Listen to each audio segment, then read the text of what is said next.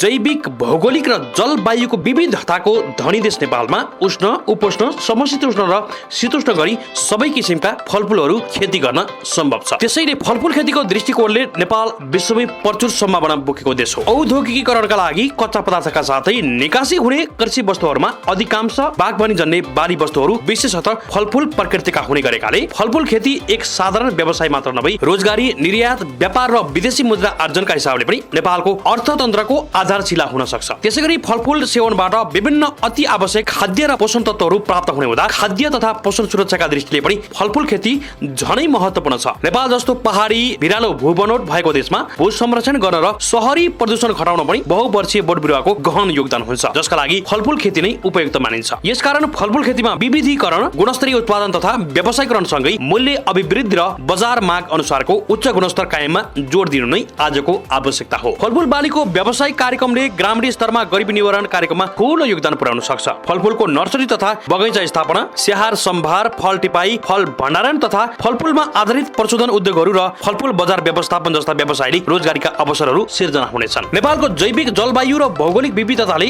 तराई, पहाड र उच्च पहाडी क्षेत्रमा करिब 55 भन्दा बढी किसिमका उन्नत स्थानीय र जंगली जातका फलफुलहरू पाइएका छन्। कतिपय स्थानीय तथा जंगली अवस्थाका फलफुलहरूको व्यावसायिक महत्त्व कम भए तापनि तिनीहरूको धार्मिक र सांस्कृतिक दृष्टिकोणले विशिष्ट महत्त्व रहेको छ। त्यसैले दिगो विकास लक्ष्यले लिएको गरिबीको अन्त्य, शून्य भोकमरीको अन्त्य गर्ने, खाद्य सुरक्षा तथा उन्नत पोषण सुनिश्चित गर्ने तथा दिगो कृषिको प्रबन्धन गर्ने र जमिनमाथिको जीवन वनको दिगो व्यवस्थापन गर्ने, मरुभूमिकरण र वृक्षीकरण रोकेर यस्तो प्रक्रियालाई उल्ट्याउने तथा जैविक विविधताको क्षतिलाई रोक्ने जस्ता महत्त्वपूर्ण लक्ष्य हासिल गर्न फलफुल खेतीले विशेष योगदान पुर्याउन सक्छ। बढ्दो शहरीकरण, दीर्घकालीन योजनाविहीन सम्पूर्ण निर्माण कार्यहरू, भिरालो भूबनोट र जनशक्तिको कमीका कारण बाँझो रहेका जग्गाहरूले गर्दा नेपाल पहिरो वृक्षमुखी देश बनेको छ। यसैगरी अत्यधिक संख्यामा रहेका पुराना सवारी साधनहरूले वायु प्रदूषण गरी श्वास फेर्ने हावा पनि धेरै हानिकारक बनेको छ, जसले गर्दा विभिन्न रोगहरूको संक्रमण पनि बढ्दो क्रममा रहेको छ। यस्तो परिस्थितिमा वृक्षरोपणले पहिरो वृक्ष रोक्न, हावाबाट कार्बन डाइअक्साइड सोसेर अक्सिजन प्रदान गर्न र पानीका स्रोतहरू जोगाइराख्न महत्त्वपूर्ण भूमिका खेल्छ। वृक्षरोपण गर्दा फलफुलका बिरुवाहरू रोपियो भने यसले प्रस्तुत गरिएका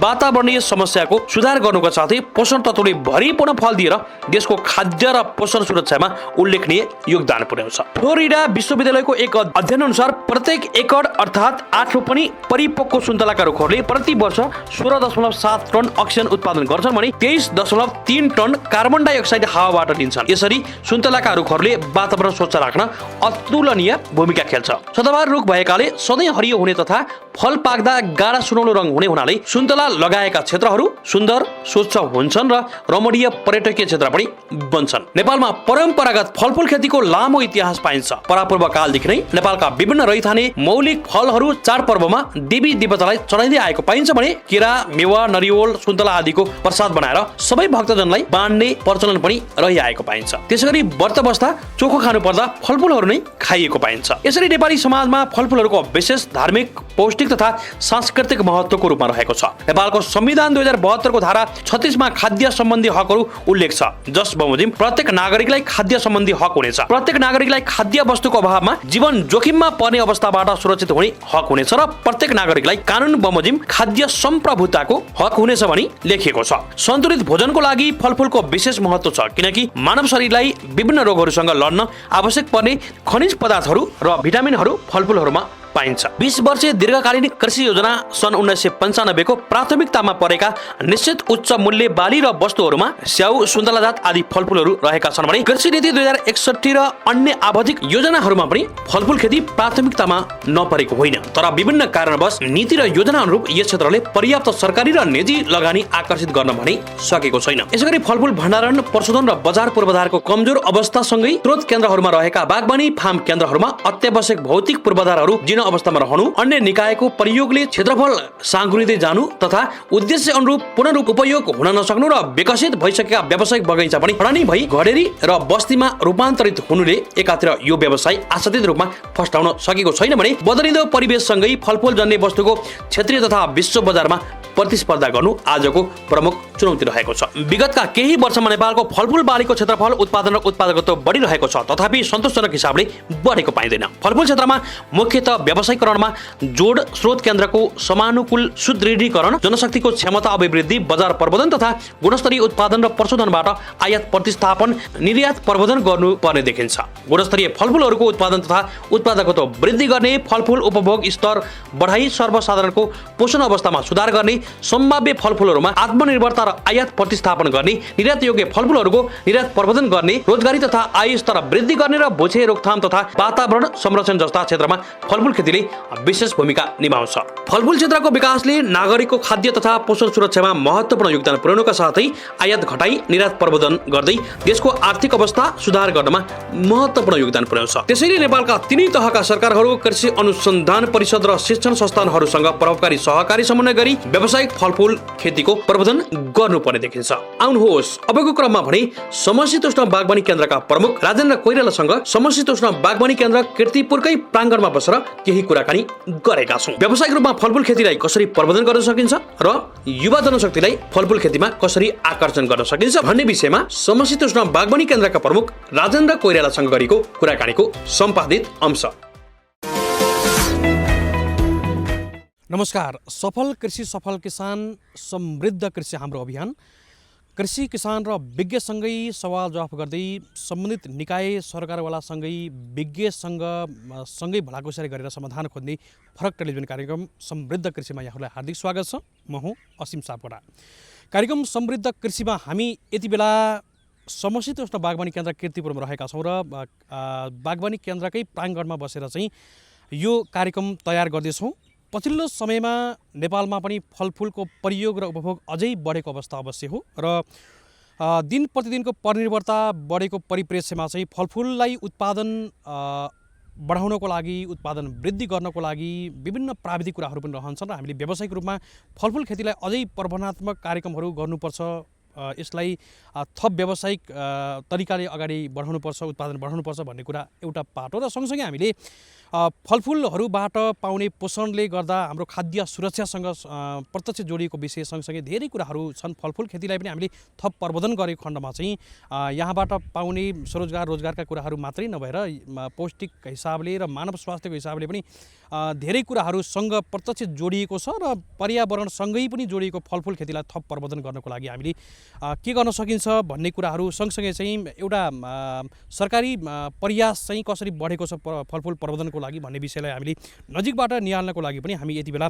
समशीतोष्ण बागवानी केन्द्र कीर्तिपुरको प्राङ्गणमै बसेर यो कार्यक्रम तयार गर्दैछौँ र आज हामीसँग समशीतोष्ण बागवानी केन्द्रका प्रमुख तथा वरिष्ठ बागवानी अधिकृत राजेन्द्र कोइराला हुनुहुन्छ। हामी उहाँसँग प्रत्यक्ष रूपमा बागवानी केन्द्रकै प्राङ्गणमा बसेर यो कार्यक्रम तयार गर्दैछौँ। हामीले विभिन्न विषयहरू जोड दिँदैछौँ। हाम्रो पछिल्लो समयमा चाहिँ फलफुल खाने बानी अवश्य भएको हो, तर प्रयोग उपभोग बढेसँगै हाम्रो उत्पादन पनि बढ्नुपर्छ भन्ने हामी सबैको ध्येय पनि हो। त्यसैले हामीले फलफुल उत्पादनलाई अझै व्यावसायिक रूपमा अगाडि बढाउनुपर्छ, उत्पादकत्व वृद्धि गर्नुपर्छ भन्ने खालका कुराहरू पनि सँगसँगै रहन्छन् र हामीले यही नै विषयमा बागवानी केन्द्र जुन समशीतोष्ण बागवानी केन्द्रको चाहिँ पछिल्लो प्रयासहरूको कभरेज पनि हामीले कार्यक्रममा समेट्ने प्रयास गर्दैछौँ।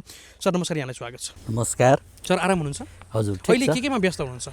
अब अहिले त यतिखेर हामीले आगामी वर्षहरूका लागि तयार गर्ने बिरुवाहरूका लागि ग्राफ्टिङहरू सकेर भर्खरै सकेर अब नयाँ पालुवाहरू फलाउने बेला भएको छ र यतिखेर हेर्नुभयो भने हाम्रो बगैँचा पनि भर्खरै उजाडिएबाट हरियाली हुँदै हैन फुलहरू फुल्ने अवस्थामा सृजना भइरहेको छ र यो बेलामा बगैँचा व्यवस्थापनका कामहरू गरेका छौँ र म्यानेजमेन्ट गर्दै यहाँका उत्पादन भएका चिजहरूलाई कसरी व्यवस्थापन गर्ने र गुणस्तरीय कसरी बनाउने भन्नेसम्म तयारीमै हामी काम गरिरहेछौँ।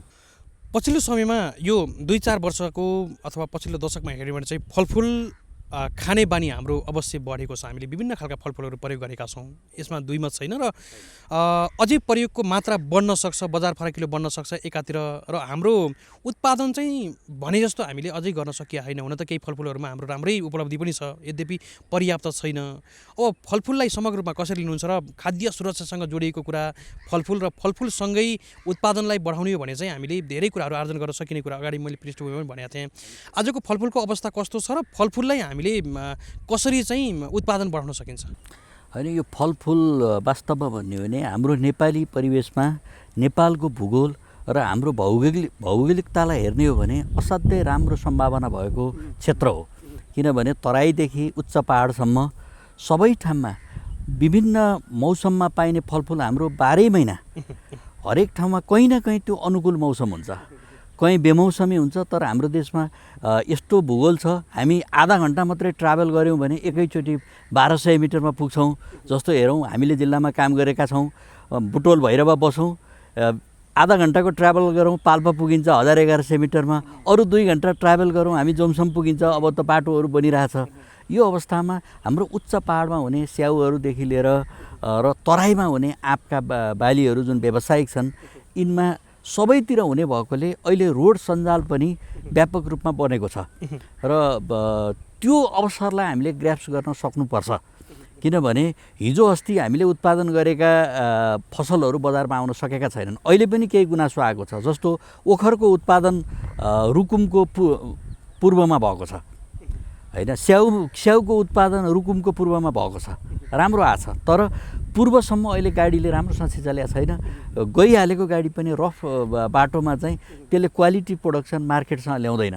र अहिले हामी जसरी खायनमा फलफुलमा शौखिन भएर हाम्रो टेबलमा घरका हरेक फ्रिजहरूमा प्लेटमा फलफुल बसेको छ, त्यसले गुणस्तर खोजेको छ। अहिले हिजोको फलफुलमा यो छ भनेर सट्ट खाँदैन। आज मान्छेले त्यसलाई राखेर चट्ट काट्दा पनि कसरी काट्ने, डेकोरेटिभ कसरी बनाउने हैन, त्यो मान्छेको एट्र्याक्सनमा गइसकेको हुँदाखेरिमा सामान्य दाग लागेको पनि मान्छेले नखाने अवस्था बनेको छ।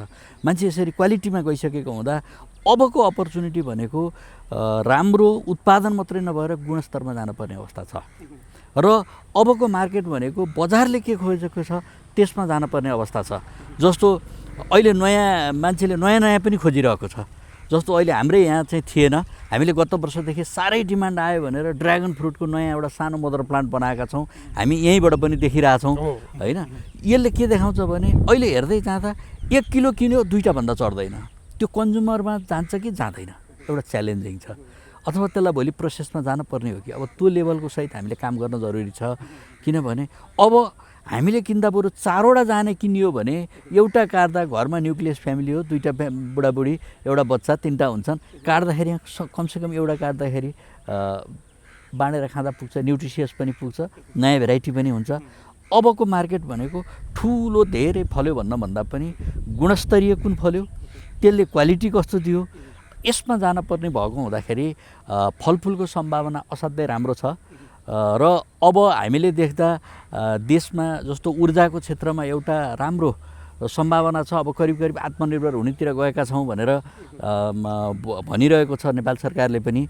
अब केही समयपछि हुँदा हाम्रा यी डाँडा काँडाहरू साह्रै सुक्खा छन्।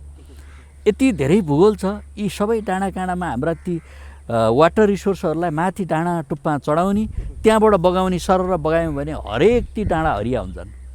र हामीले नसोचेको भन्दा धेरै रूपमा फलफुलमा छलाङ मार्न सकिन्छ। अब यसलाई हाम्रो क्षेत्रबाट गर्नुपर्ने के छ भने हाम्रो सरकारी क्षेत्रले गुणस्तर कायम गर्नुपर्ने छ। अहिले पछिल्लो घटना हामीले बुझेको के छ, सबभन्दा चुनौती गुणस्तरीय बिउकै छ हैन। क्वालिटीको बिरुवा हामीले सप्लाई गर्न सकेका छैनौँ जति डिमान्ड छ। त्यसैलाई मिट गर्नलाई अब नयाँ टेक्नोलोजी आएको छ, टिस्यु कल्चरमा जानुपर्ने अवस्था छ। जस्तो हामीले यहाँ पोहोर सालदेखि ल्याब सुरु गऱ्यौँ, ल्याबमा बिरुवाहरू उत्पादन भएको छ। अब हाम्रो चुनौती ल्याबको बिरुवा सोइल कन्डिसनमा, फार्मरको कन्डिसनमा लैजाने अप्सनहरू खोजिरहेछौँ। त्यो ल्याउँदाखेरिमा हामीले गमलामा विभिन्न मिडिया बनाएर गरेर त्यो अप्सन दियौँ भने, त्यो टेक्नोलोजी फार्मरलाई दियौँ भने हाम्रा यी डाँडा काँडामा अब 10,000, 5,000, अहिले 20,000, हामीले वर्षमा यो फार्ममा मुस्किलले 40,000 देखि 50,000 बिरुवा उत्पादन गर्छौँ। अब यदि त्यो टेक्नोलोजीमा गयौँ हामी नेक्स्ट इयर भने 2-3 वर्षपछि हामी 1,00,000-2 लाख बिरुवा उत्पादन गर्न हामीलाई गाह्रो छैन।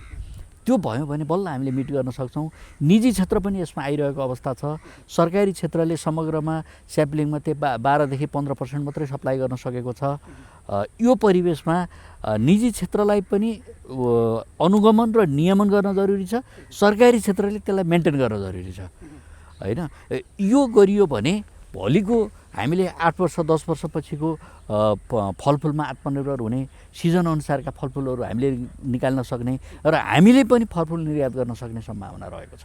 जस्तो सरले अगाडि भने जस्तो फलफुल खाने हेबिट चाहिँ बस्यो, उत्पादनमा हामी केही गर्न सक्यौँ भने अथवा अलिक व्यावसायिक रूपमा मिसन कार्यक्रम अगाडि बढायौँ भने चाहिँ उत्पादन पनि केही वर्षमा हामी आत्मनिर्भर बन्न सक्छौँ भन्नुभएको छ। अहिले हेर्दा जस्तो बजार अझै बृहत बन्दैछ, विदेशी ब्रान्डका विभिन्न जुस लगायत पाउडर फर्मेटमा पनि जुन फलफुलका प्रशोधित सामग्रीहरू चाहिँ बजारमा बिक्री पनि भएको छन्। यसको पनि मात्रा बढेको छ, हरेक दिन बढेको छ, जसले गर्दा सम्भावना देखियो है। हो होइन, यो जति विदेशबाट आयो जे आछ यसले के देखाउँछ भने यो आउने यो आएको के भने कन्ज्युमरले प्रिफरेन्स गरेरै आएको छ होइन, उपभोक्ताले त्यो उपयोग गरेकै कारणले त्यो बिजनेस भएको भने यो एउटा मार्केटको प्लेटफर्म हो। यसले मार्केट सिर्जना गरेको छ, बजार सिर्जना गरेको छ होइन। अहिले त सबभन्दा बजार भनेको के रहेछ भने सहर मात्रै होइन कि, अहिले गाउँघरमा पनि हरेक ठाउँमा किनेर खाने स्वभाव बनाएको छ, रेमिटेन्सको पैसा आएको छ, अन्य पैसाहरू छ, त्यसले गर्दा मान्छेले फलफुल खाने ट्रेन्ड बढेको छ।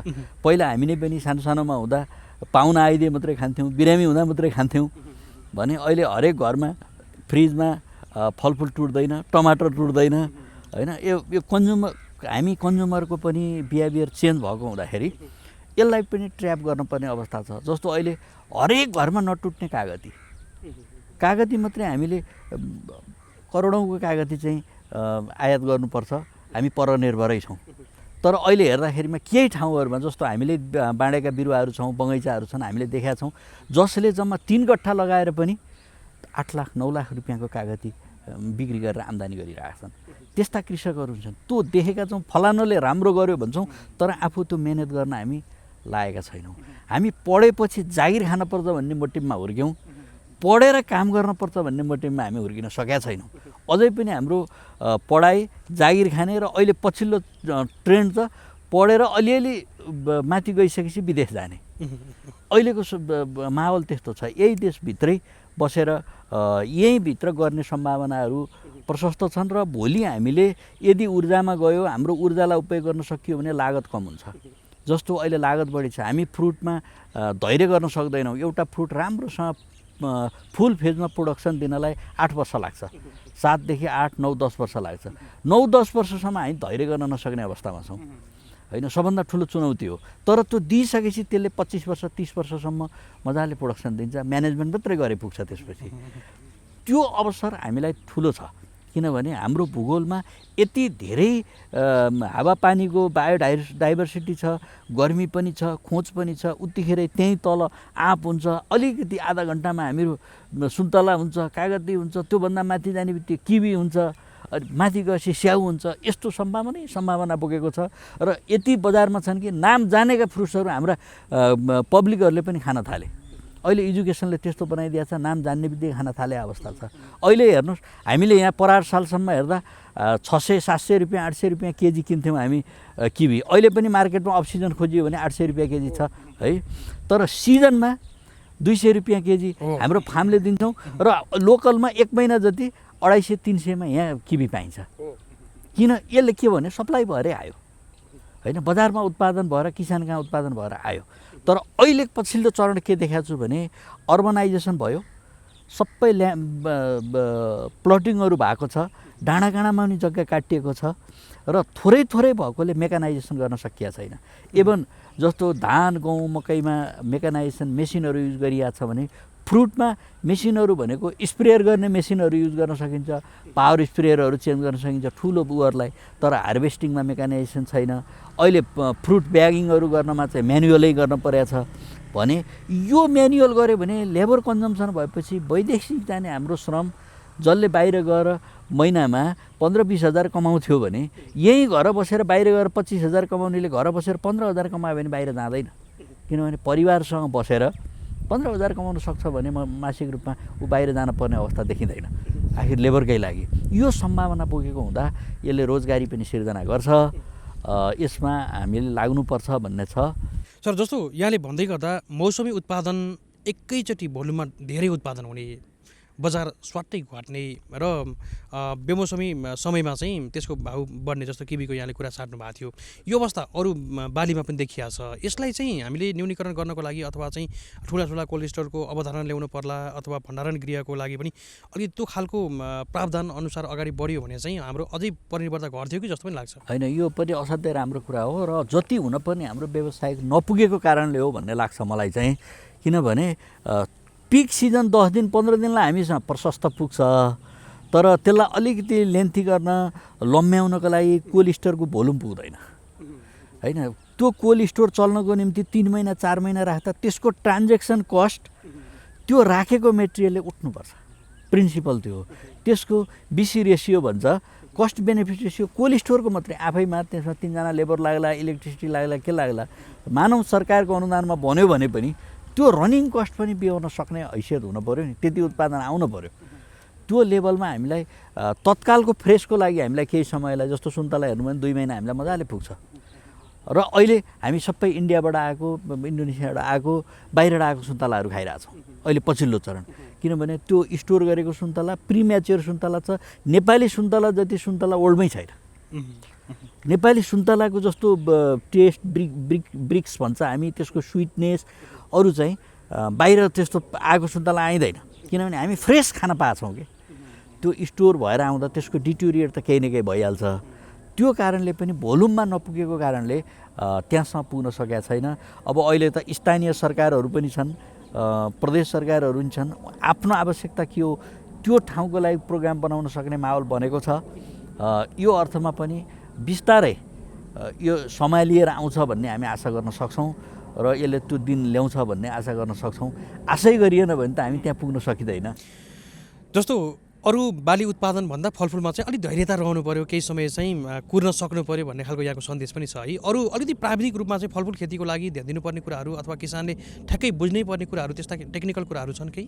छन् प्राविधिक। जस्तो हामीले अहिले अलिकति छिटो गर्न र मान्छेलाई व्यावसायिक बनाउन हाई डेन्सिटीमा हिजो 12 मिटरमा लगाएकोलाई 4 मिटरमा लगाएर पपुलेसन बढाएर उत्पादन बढाउन त्यो टेक्नोलोजीहरू छ। त्यो गर्दाखेरि यहाँ के छ भने हामीले नयाँ बिरुवाहरू, ग्राफ्टेड बिरुवाहरू जसलाई भन्छौँ परम्परागत जातको चाहिँ जराभित्र जाने र ग्राफ्टिङ गरेको भनेको उन्नत जातको चाहिँ माथि हाँगा गाँस्ने, हाँगा बड अथवा त्यसकोलाई हामी साइन भन्छौँ, कोही बड भन्छौँ, त्यो ल्याएर टाँस्छौँ।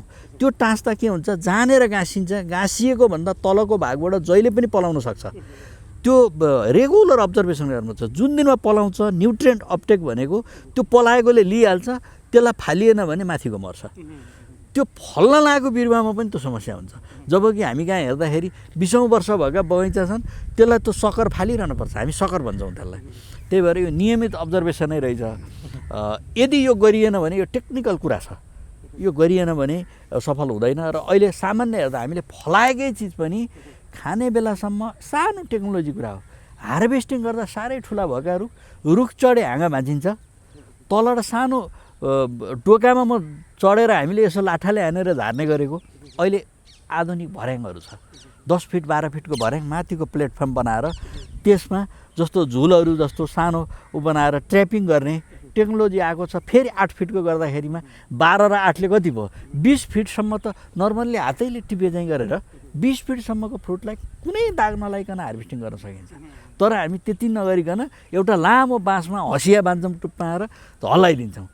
त्यो एउटा सानो टेक्नोलोजीले के छ, त्यो फ्रुट फुट्ने मात्रै होइन, त्यो प्लान्टलाई घाउ लाग्छ। फ्रुट फुटेपछि त्यहाँ चाहिँ औँसाहरू आउँछ अनि अरू फ्रुटहरूलाई चाहिँ गलाउँछ।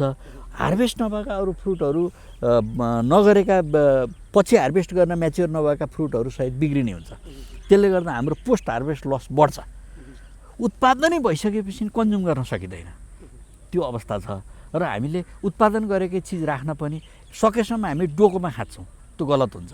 किन, हाम्रो डोकोको सेप भनेको यस्तो सेपमा हुन्छ, माथिको पपुलेसन बढी हुन्छ, तलको पपुलेसन सानो हुन्छ, तलतिरको जति हुन्छ खिचिँदै जान्छ, त्यो फुट्दै जान्छ। हेर्दा सामान्य हो नि। त्यही भएर क्रेट सिस्टममा राख्दा 2 लेयर 3 लेयर हुन्छ, बिचमा सर्लका पेपर राख्ने अथवा कुटहरू राख्ने, हाम्रो भुसहरू राख्ने।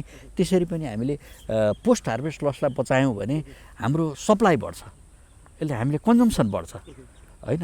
फलाएर मात्रै पनि हुँदो रहेछ। बुट्टा फल्या छ, खाने बेला यसो हेऱ्यो भने 2 कुइन्टल फल्या हुन्छ, कन्ज्युमरमा पुग्दाखेरि 80 किलोमा झरिसक्यो। भनेपछि जस्तो टेक्नोलोजी भनेको स्टेप बाई स्टेप छ। उत्पादन मात्रै व्यवसायीकरण होइन, यो पोस्ट हार्भेस्ट भएर चाहिँ उपभोक्तासम्म पुग्दा ढुवानीदेखि लिएर अन्य कुराहरू र उपभोक्तासम्म पुग्दाको समयमा पनि हामीले धेरै ध्यान दिनुपर्छ। धेरै ध्यान कुरा यहाँको रह्यो।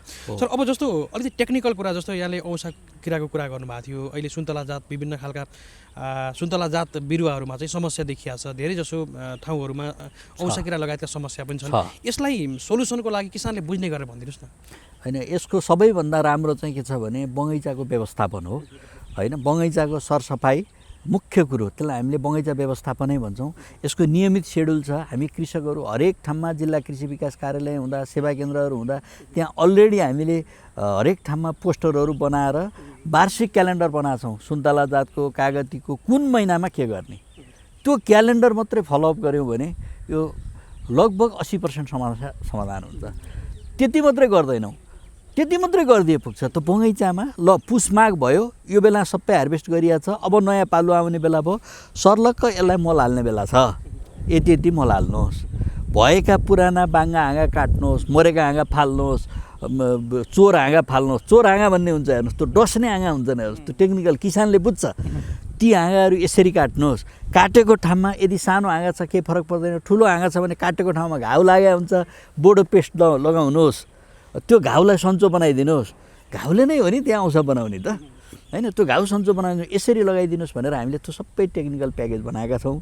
त्यो प्याकेज फलोअप गरिदिने बित्तिकै समाधान हुन्छ। त्यो गर्दैनन्, सक्दैनन्, अनि के भन्छन्, नसकेपछि नगरेपछि त्यसले समस्या सिर्जना गर्छ। जस्तो म तपाईँलाई एउटा अनुभव सुनाउन चाहन्छु। मेरो जिल्लाकै अनुभवमा पहिलोपटक हामीले मरेका बिरुवाहरू, बगैँचाहरू, सुन्तला बगैँचा फडाउने गर्ने कार्यक्रम राख्यौँ। यो 70-71 सालमा हो, गोर्खा जिल्लामै राख्यौँ। त्यो कार्यक्रम एउटा बिरुवा काटे बापत 200 रुपियाँ दिएको थियो कृषकलाई, जबकि उहाँहरूले कतिपयले काटिदिनु भएन, सकिएन। हामीले किन काट्नु भने फर्सी फलिरहेछ, घिरौँला फलिरहेछ, त्यो बोट थाक्रो बाहा सुन्तला फलेन त के भयो। अब मेरो प्रपर्टी हो भन्ने हिसाबले व्याख्या गरिदियो भने के हुन्छ भने त्यसले समस्याको चाहिँ घर भएर बस्छ। त्यसलाई होस्ट भन्छौँ हामी। कुनै पनि रोग किराको समस्याको त्यो घर हुन्छ। भोलि अनुकूल हुने बित्तिकै त्यो रोगग्रस्त नभएको बगैँचामा त्यसले आक्रमण गर्न जान्छ। त्यसकारण ती घरहरू पनि नष्ट गर्नुपर्छ त्यो टेक्नोलोजी। त्यही भएर यसलाई अब अहिलेको अवसर के छ भने स्थानीय सरकार छ।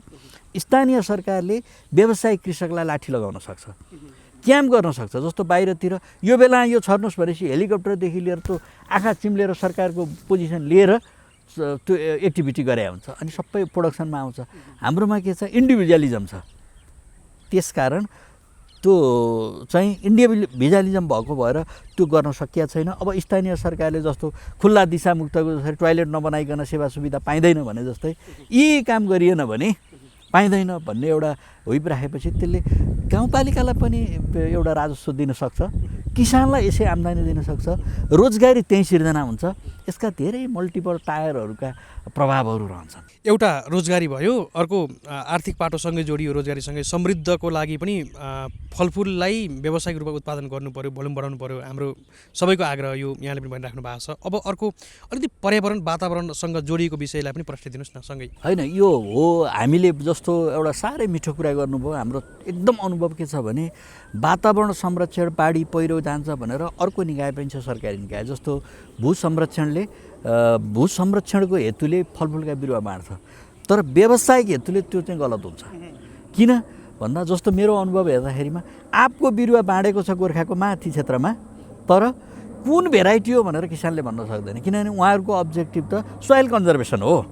तर त्यहाँ भेराइटीको इन्ट्रोडक्सन छैन, त्यहाँ एउटा भेराइटी छ, त्यो भेराइटी त्यहाँ हुँदैन, तर बिरुवा जान्छ। फ्रीमा जाने भएपछि हामी कृषकहरू पनि के छ भने सित्तैमा पायो भने लिन्छौँ, तर त्यसले अर्को प्रब्लम सिर्जना गर्छ। त्यही भएर व्यवसाय जस्तो अहिले वृक्षारोपणकै गर्ने म यहाँ आएपछि नि वृक्षारोपणलाई बिरुवा चाहियो भन्नुहुन्छ, म उहाँहरूलाई निरुत्साहित गर्छु। वृक्षारोपणको लागि वन क्षेत्रले फ्रीमा बिरुवा दिन्छ, यो लएर बाँड्नुहोस्। व्यवसायिक कृषकहरूलाई धोका हुन्छ। तपाईँहरूलाई वृक्षारोपण गर्नुहुन्छ, छोड्नुहुन्छ सडकमा, त्यो रोग लागे पनि औषधि गर्नुहुन्न, किरा लागे पनि तपाईँहरू व्यवस्थापन गर्नुहुन्न, अनि त्यो रोग किरा घर भएर बस्छ।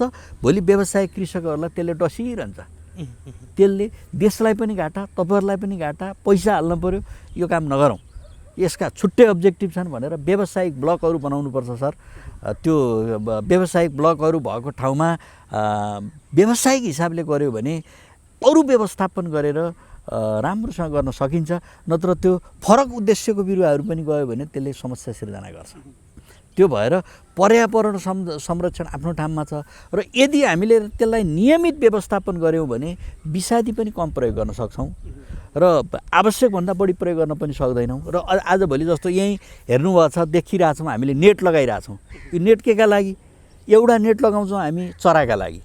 चरा पनि प्रब्लम सार्छ पनि र बेनिफिसियरी पनि हुन्छ, फर्टिलाइजेसन गराउँछ पनि, होइन? अर्को हामी फ्रुटमा, हरेक फ्रुटमा ब्याग लगाउँछौँ। ब्याग लगाएपछि विषादी छर्न पर्दैन। फ्रुट फ्लाइ त्यसले कन्ट्रोल गरेको छ भनेपछि त्यो भित्रको चिज त गुणस्तरीय छ नि, क्वालिटी छ, हेल्थ हाइजेनिक छ, कन्फिडेन्टली हामी खान सक्छौँ भनेपछि यसले वातावरणदेखि लिएर सबै कुरालाई संरक्षण गर्यो, हामीलाई पनि सचेतना बनायो, होइन? यो मेसेज राम्रो जान सक्छ। त्यसकारण नयाँ आएको टेक्नोलोजी केही लागत बढी भए पनि अब मान्छेले गुणस्तरीय खोजेकोले बरु प्राइस इन्क्रिमेन्ट होला तर गुणस्तरीयमा जानपर्छ, हेल्थ हाइजेनिक बनाउनुपर्छ भन्ने सन्देश दिनुपर्छ। सर, हामी अन्तिम खण्डमा पनि छौँ। अलिकति हामी यो समशीतोष्ण बागवानी केन्द्रकै प्राङ्गणमा बसेर कुराकानी गर्दै गर्दा धेरै बिरुवाहरू छन्, तयारी बिरुवा पनि छन् र यहाँहरूले गुणस्तरीय बिरुवा उपलब्ध गराएर चाहिँ किसानहरूलाई पुर्याउने काम, बिक्री वितरणको काम पनि सँगै गर्नुभएको छ। त्यो पनि गुणस्तरीय र सुलभ मूल्यमा, सरकारी मूल्यमा उपलब्ध गराउने काम गर्नुभएको छ। अलिकति यो यहाँहरूको अहिलेको कार्य अवस्था र किसानले कसरी पाउँछन् बिरुवाहरू, किसानले कसरी माग आवेदन गर्छन्, होइन, अथवा चाहिँ किसानले कति पाउँछन्, यो पनि अलिकति प्रश्नसँग बताइदिनुहोस् न। यो साह्रै राम्रो प्रश्न सोध्नुभयो। यो के हो भने हामीले 2टा सिजनमा बिरुवाहरू वितरण गर्छौँ र हाम्रो सरकारी फार्महरू अहिले सङ्घीय अवस्थामा रहेका 5वटा फार्म छन्। एउटा उच्च पहाडमा मार्फत छ, मध्य पहाडमा हामी किर्तिपुरमा छौँ भने तराईमा सर्लाहीमा छौँ, नवलपुर फार्म छ र सुन्तला जातको छुट्टै पाल्पामा छ र कफीको गुल्मीमा छ। यी फार्महरू बाहेक हामीसँग 400वटा लगभग नर्सरीहरू छन् देशभरिमा, प्राइभेट नर्सरीहरू किसानका।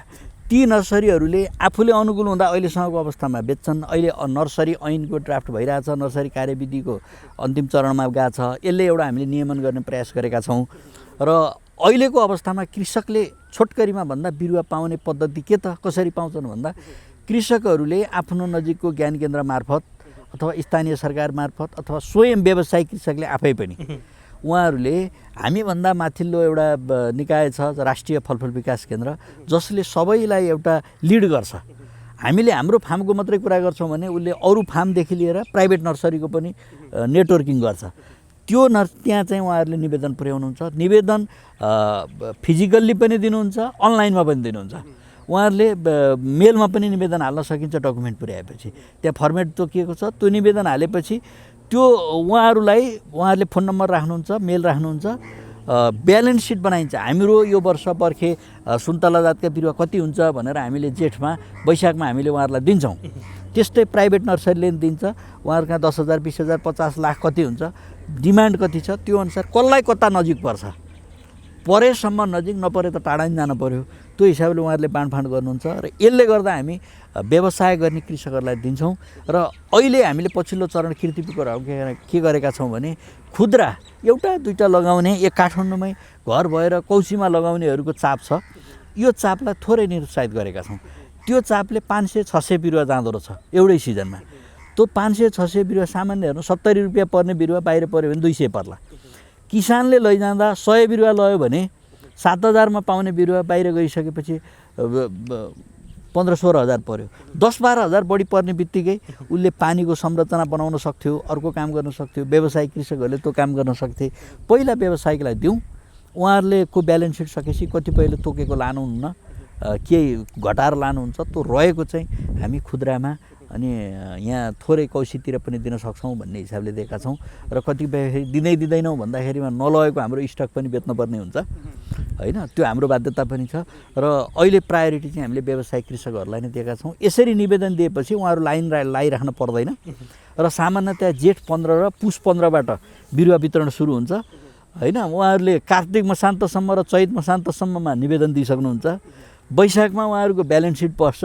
ब्यालेन्स सिटमा मेरो बिरुवा यति पऱ्यो भनेपछि उहाँहरूले आफ्नो खाल्टा खन्नेदेखि लिएर प्रिपेरेसन गर्ने काम गर्न पाउनुहुन्छ। अनि आएर सट्ट बिरुवा लगाएर भोलिपल्ट रोप्न पाउनुहुन्छ। यसले गर्दाखेरि त्यो बिरुवा सर्लक्क हुर्किन्छ। नत्र हामी एकैचोटि बिरुवा लिन आउँछौँ, लिएर गएर राख्छौँ, प्रिपेरेसन गरे हुँदैन, फरुवाले क्याप्प खनेर लात्ताले गाड्यौँ भने त्यो बिरुवा हुर्किँदैन। त्यसले गुणस्तरीय उत्पादन पनि दिन सक्दैन। त्यसकारण यो च्यानल बनाएका छौँ। काम गर्दा गर्दै केही अब्स्ट्याकलहरू आउँछन्, सानातुना इररहरू रहेका होलान्, नत्र पद्धति चाहिँ यो हो। अन्तिम खण्डमा केही भन्न चाहनुहुन्छ व्यावसायिक रूपमा जसले फलफुल खेती गर्नुहुन्छ किसानहरूलाई, सँगसँगै जसले फलफुलको प्रयोग गर्नुहुन्छ उपभोक्ताहरूलाई केही भन्न चाहनुहुन्छ सन्देशको रूपमा यहाँले? होइन, म उहाँहरूलाई के छ भने अहिले नयाँ टेक्नोलोजीहरूलाई युज गर्नुहोस्, होइन, प्रविधिलाई ग्रहण गर्नुहोस्। बजारमा अहिले अनलाइनमा सबै प्रविधिहरू छ। हामीले निकालेका प्रविधि पुस्तिकाहरू पनि हाम्रा वेबसाइटहरूमा हामीले अपलोड गरेका छौँ।